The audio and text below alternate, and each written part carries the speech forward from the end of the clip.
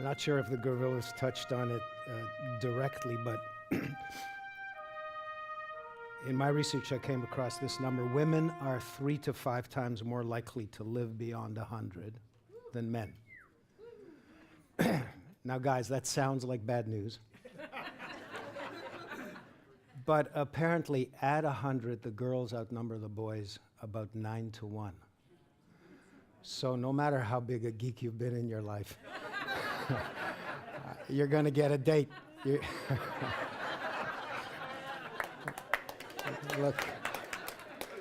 Look on the bright side. In my own case, I am a firstborn. I was born to a young mother, 21 and a half years. I had my early years growing up in Tajikistan, so I don't know, Natalia, if that qualifies for life on a farm. But growing up on a farm is also a very good indicator for long life. And in men, apparently, it's good to have lots of kids.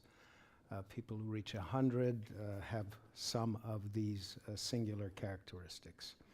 Firstborn, young mother, early life on a farm, and lots of kids.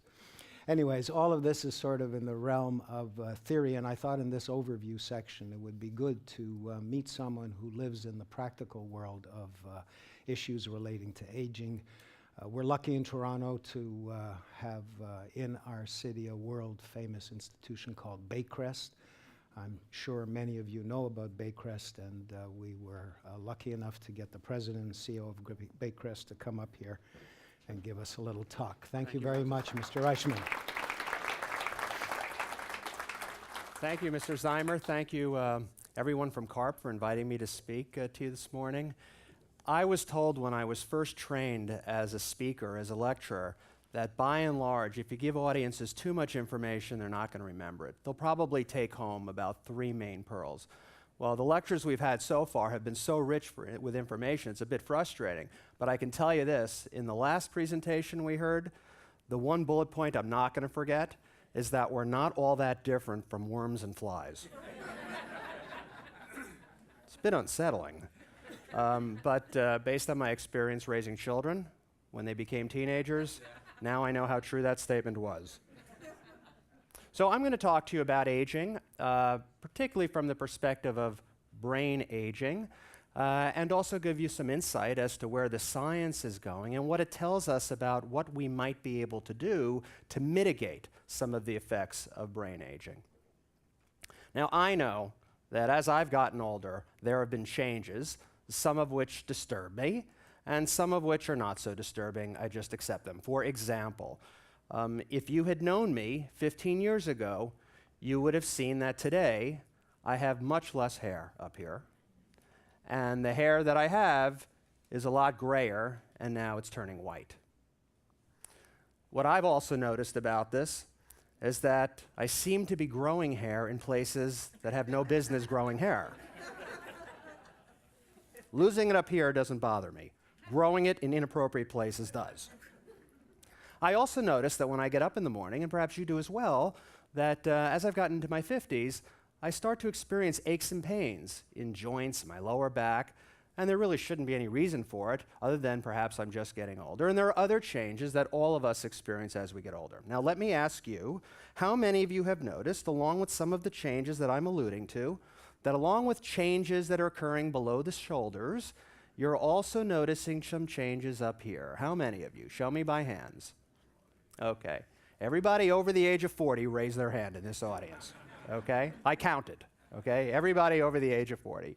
And for some of it, it's actually quite distressing. I notice in my memory clinic, I'm a physician, I see patients on Monday mornings, and increasingly, the people who are coming to us asking about whether they have a real problem, like Alzheimer's disease, are younger people. Younger people meaning people like me who are noticing some changes in their life, at work, perhaps in their social worlds. that are starting to concern them. They're just more forgetful. And it's really quite an interesting thing because as we age, there's no doubt that along with the physical changes, there are also changes in our cognitive abilities. We are more forgetful. This is real, what we're noticing. We're not as fast on our feet either. It takes us longer to process information. We don't problem solve quite as efficiently as younger people. These are some of the natural changes that occur in the aging brain. Now, what's so critical for us to understand then is what's the difference between normal age-related changes like those I've just described and symptoms that could be precursors of something more serious like Alzheimer's disease. And this is a critically important question for us. I know that as I've gotten older, for example, my glasses prescription is getting stronger. But I'm not terribly concerned about it because it's not because of something serious like macular degeneration or glaucoma. And likewise with the brain, we need to better understand what is a serious change that we really should be concerned about and what really isn't that we can accommodate to and perhaps even improve upon through certain brain fitness techniques. And I'm going to talk about that in just a moment. I don't think it's ever too late for us to do those things that could mitigate some of the effects of aging. I respect, as much as the next fellow, how vital our understanding of genetic determinants are. Genes are very important, there's no doubt. But we can also modify the effects of genes. And that's where I think there's a great opportunity for us in the brain field. The problem we've had in the brain field, I think, is this. We have largely focused in examining patients, treating them, developing experimental therapies for seniors with Alzheimer's disease and related conditions, meaning people in a state of advanced brain failure. By the time a patient presents to a clinic such as mine with symptoms of Alzheimer's disease, they have already experienced profound brain failure. And this may be one of the reasons why the therapies we have available to us today seem to be so insufficient. We're intervening too late. Everybody with me? I mean, think of it this way. If we were interested in really improving our heart health as a community, as a population, would we mostly study 85-year-olds with advanced congestive heart failure to figure out how to keep our hearts healthy throughout the lifespan? No, we wouldn't, because by then it's sort of late. But that's what we've been doing largely in the brain field, up until recently. So now there's been a very significant shift, largely based on scientific data that suggests that the brain changes that give rise to serious conditions like Alzheimer's disease actually begin many years, maybe even decades before the onset of symptoms. Now, for those of us in this audience, including me, who are in middle age, that's a bit of a frightening thought, that if I'm going to develop the symptoms of Alzheimer's disease at age 75, the brain changes may be occurring right now in my mid-50s. That's a bit scary. On the other hand, it's a great opportunity. Now, what's the opportunity? The opportunity is to understand how can we identify these changes before the symptoms of Alzheimer's disease begin. How, in a middle-aged brain, can we start to see some changes and then intervene early to prevent or at least delay the onset of the dementia syndrome, of the confusion that's caused by Alzheimer's. Let me tell you how important this is. Many scientists believe that if we could just delay the onset of the symptoms of Alzheimer's disease by 5 years, just delay the onset by 5 years, that would reduce the prevalence of the disease by 50%. By 50%. And if we could delay the onset of the symptoms by 10 years, and again, we know now that we can probably detect, largely through experimental methods now, but we can largely detect some very concerning changes well before the person's confused. If we could delay the onset of Alzheimer's disease by 10 years, the disease would be eradicated. Most of us would grow so old and die from something else. At least we wouldn't have to experience the dementia and how catastrophic that is for our families. So this is a very, very important area of science right now. And Dr. Goldberg, I would imagine, a bit later is going to talk about some of the things we're learning about the brain's capacity to be strengthened and to be maintained as we get older through the science that he and others around the world are doing. Well, this opportunity to try to forestall the serious effects of brain aging has led to the emergence of a commercial market called brain fitness.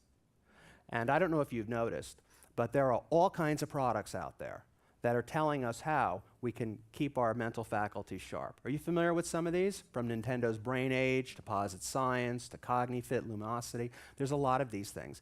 And quite frankly, I would tell you right now that we don't have compelling enough data to suggest that sitting in front of a computer screen or attending a course is going to lead to you noticing in your everyday life significant enough change that it might be worth the effort.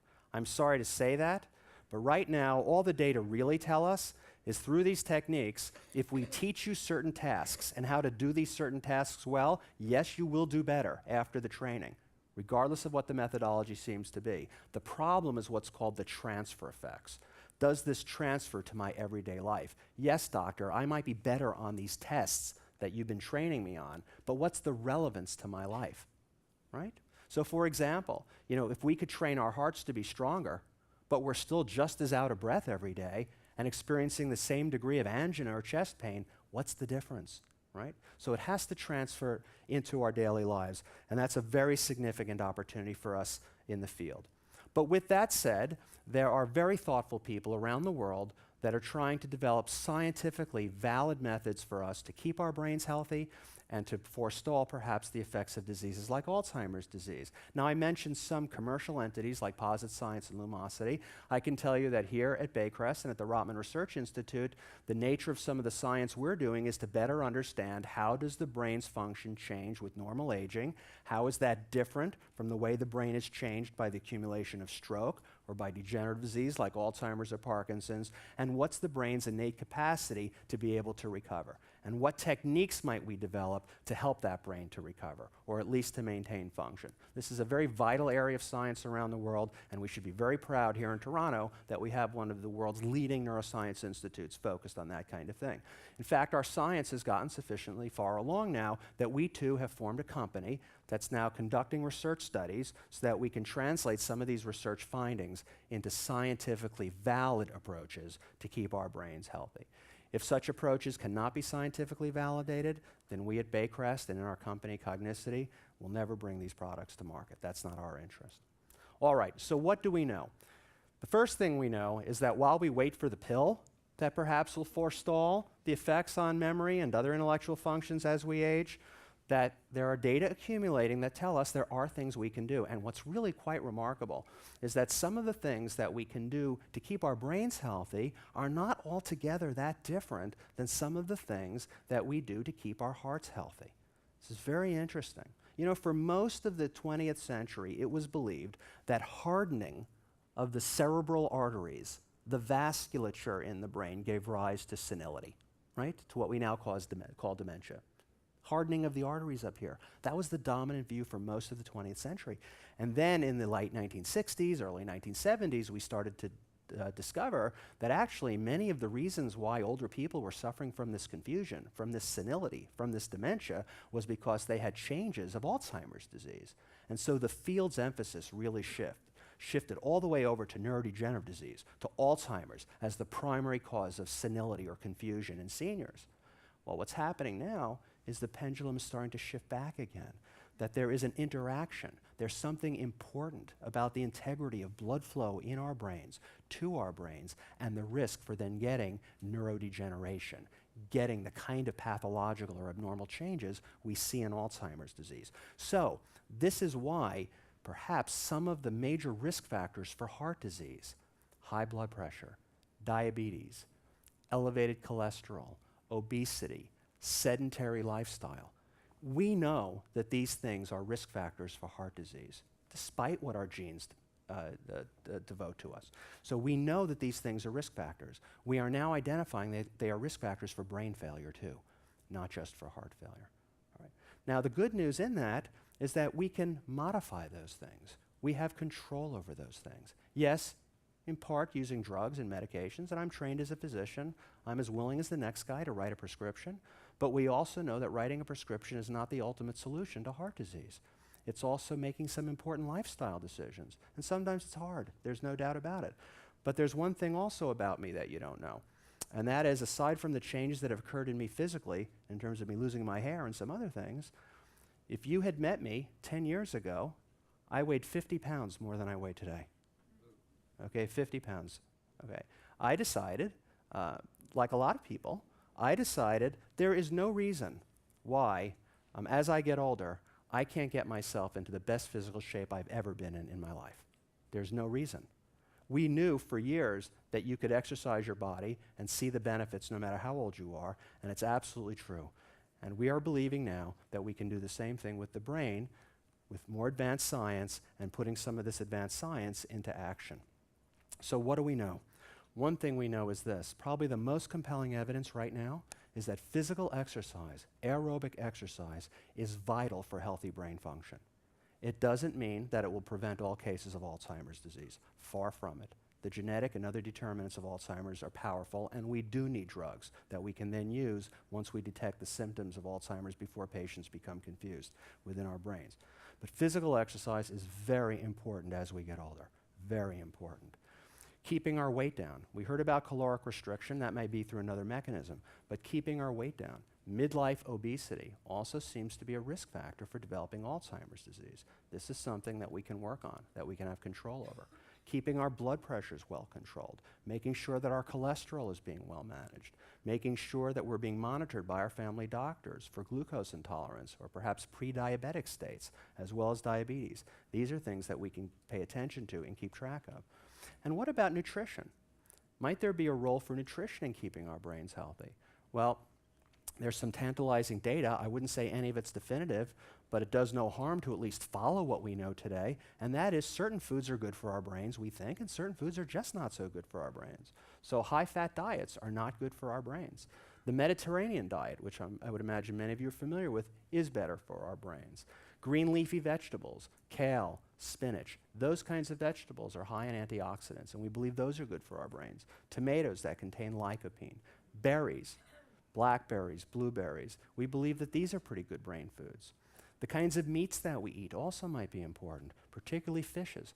Cold water fishes might be especially good because they're high in omega-3 fatty acids. And we believe that that's a lot better for us than omega-6 fatty acids. So what I'm saying to you is, even if the science is not definitive around some of this stuff, if it doesn't hurt, why not do it? Right? If it doesn't hurt, why not do it? And then perhaps the science over time will support some of these things. There are other things that I want you to think about as well with this. In the brain fitness field, we're talking a lot about very highly structured exercises to train the brain to function better. Very highly structured. But it might be that lifestyle decisions that we make may give us the same benefit without having to sit in front of a computer screen for 2 hours or 3 hours a day every day to get training. For example, there are studies that suggest that seniors who volunteer not only experience better physical and emotional health as a result, but also show improvements in their cognitive health, particularly in their memory and an area of cognition called executive functioning. Those data are so interesting to me that at Baycrest now, we're doing a study funded by the Canadian Institutes for Health Research. We're doing a study called the Bravo Project, and we're doing exactly this. We are measuring the impact of seniors volunteering on their overall well-being, physical health, mental or emotional health, and cognitive health. At Baycrest, we have 3,000 active volunteers, 3,000, and most of them are seniors that are relatively healthy, which is a tremendous population of engaged people that can help us to answer some of these scientific questions. And in addition to our 3,000 volunteers, we have 2,500 seniors that we take care of each day.